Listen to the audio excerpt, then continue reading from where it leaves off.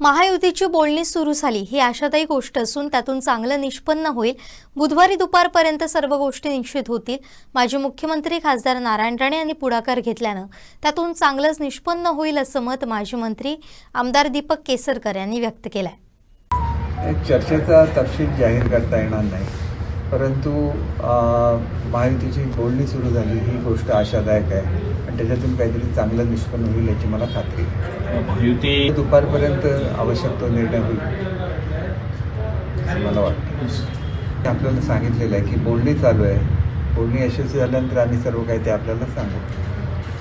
नाही, राणेसाहेबांनी पुढाकार घेतल्यामुळेच महायुतीची बोलणी चालू झालेली आहे, त्याच्यातून काहीतरी चांगलं निष्पन्न होईल अशी मी अपेक्षा करतो।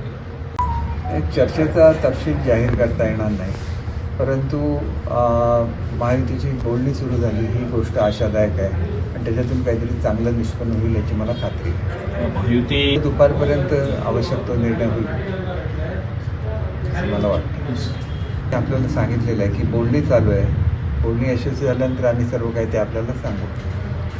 नाही, राणेसाहेबांनी पुढाकार घेतल्यामुळेच महायुतीची बोलणी चालू झालेली आहे, त्याच्यातून काहीतरी चांगलं निष्पन्न होईल अशी मी अपेक्षा करतो।